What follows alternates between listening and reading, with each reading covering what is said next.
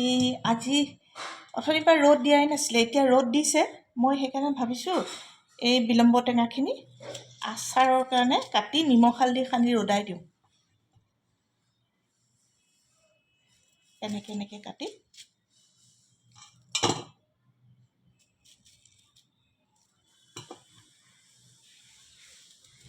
টেঙাটো খুব কোমল, বৰ ধুনীয়া টেঙা, ৰসাল কোমল।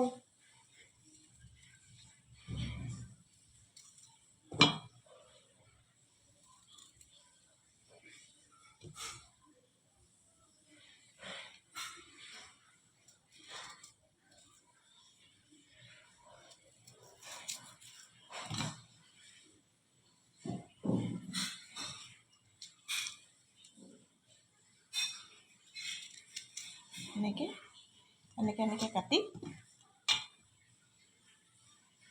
নিমখ হালধি সানি মই ৰ'দাই দিম। এইখিনি বিলম্বী টেঙা মই কাটি ল'লোঁ। এতিয়া ইয়াত নিমখ দি হালধি গুড়ি দিম। হালধি গুড়ি 2 চামুচ দিছোঁ।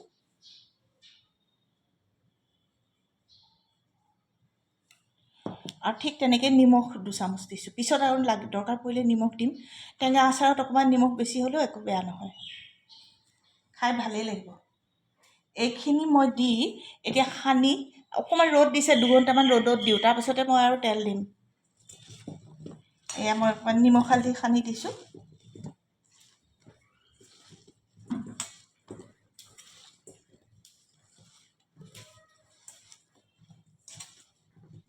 নিমখ হালধি সানি মই এতিয়া